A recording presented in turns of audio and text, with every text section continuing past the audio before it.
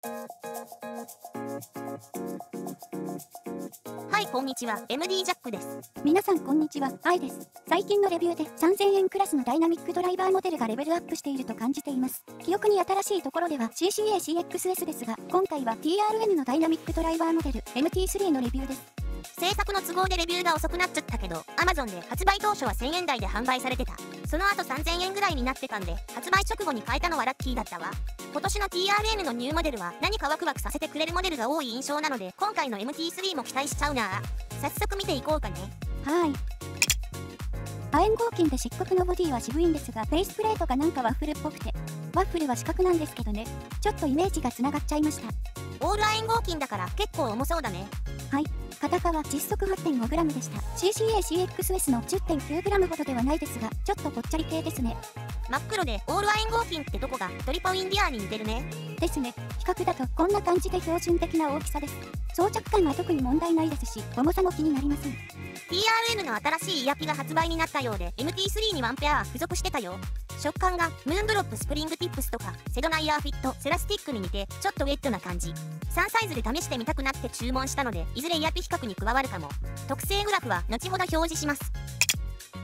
ドライバーがいろいろ進化しているようだけど、 MT3 の場合より高いヤング率を持つ 10mm チタンメッキダイヤフラムが特徴。ヤング率が高いって若者向けなんですか？愛ちゃん、半分ボケで半分マジ。さあ、私にもよくわかりません。ヤング率が高いってのは硬い、変形しにくい、伸びにくいってことね。振動板がすぐ変形したら変な音になっちゃうじゃん。だから硬いチタンで振動板をコーティングして剛性を保ってるってわけ。本当はもっと奥が深いんだけど、とりあえず最低限ね。発見者のイギリスの学者トマス・ヤング氏の名がついてるんだわ。高齢化社会でオールド率が高いとかってことじゃないんですね。よくわかりました。ボケなんだか天然なんだかよくわかんないけど、まあいいか。ではサウンドチェックです。今回は先日レビューしたばかりの CCA-CXS と一緒に聞いてみます。波形は上の通りですが、低域の量感の差と根域のこの部分の差が聞き取れると思います。MT3 が自然に聞こえるよう調整しているので、CXS の根域が暗めに感じると思いますが、ソースを含めた差分比較の結果です。ニアピは単ジム TAPV トレブルを、ケーブルは付属のケーブルを使用しています。ではどうぞ、音量上がります。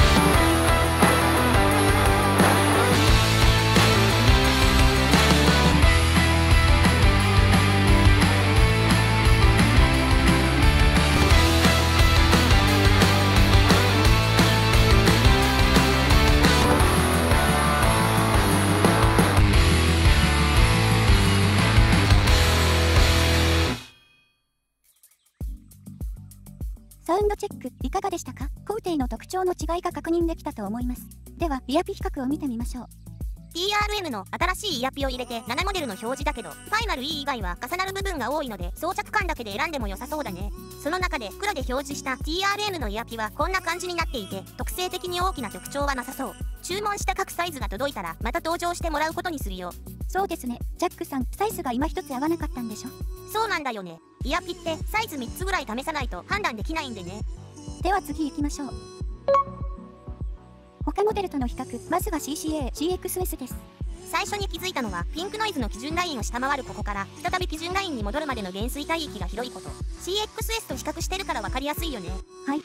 で、質感としての影響は具体的にはどんな感じなんですか？グラフでは CXS を下回る割にまず低域が目立って聞こえるね。それと広域のここ、大概のエアピでここ、減衰してなかったでしょ。2から4キロ付近の中広域があまり持ち上がらない分、ここで広域を作ってる感じ。ここを広範囲に抑え気味にしてるので低域が目立つし、5キロ過ぎの広域が強調されるからあっさりしたドンシャリサウンドに聞こえるんだよね。低域から 1.5 キロぐらいまでは TRN、MT1 Pro も似たようなカーブだけど、MT1 Pro の場合は2から5キロで広域作ってるんで、かなりキャラは違うね。次はセブンフェルツ、サルノーツゼロとトリポウィンディアーとの比較ですが、ここでもこの範囲の減衰の違い、そして5キロ以降のキャラの違いが大きいですね。ゼロとリアーはフラット系を意識したチューニングだからね。最後は全部重ねてみた。低域から 1.5 キロまでのカーブより2から5キロまでが特徴的に思えたね。これだとメロディーラインが弱く感じるんじゃないかと思ったけど、目立つのが低域と5キロ以上の広域で案外中間は空いてるんで、ボーカルを含むメロディー系が引っ込んで聞こえるわけではなかったね。ただスネアは薄い感じ、ボーカルも芯を外して視察音が強調される傾向ではあったかな。あんまりいい印象ではないですか？いや、そこは破綻しないようチューニングされているから MT3 の特徴と捉えていいんじゃないかな。 MT3 も他モデルと同じようなチューニングでは面白みがないよね。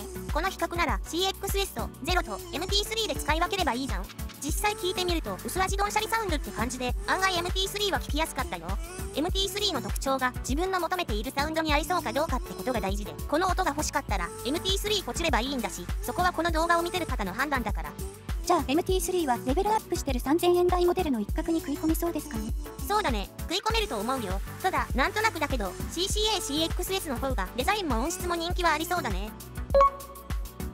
他モデルとの比較で MT3 の特徴はお伝えできたと思うので、購入時の参考になればと思います。はいはこないだ CXS 買ったばかりなので今回はスルーかな。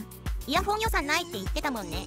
音の聞こえ方は人によって違うので MT3 がベストっていう方もいらっしゃると思います。それが色々なチューニングモデルが存在する理由だと思いますし、リスナーの楽しみでもあるので MT3 はその選択肢の一つになるでしょう。ということで TRN-MT3 のレビューでした。ではまた次の動画で。ご視聴ありがとうございました。MD ジャックチャンネルはイヤホンレビューを音と波形た言葉で表現します。チャンネル登録お願いします。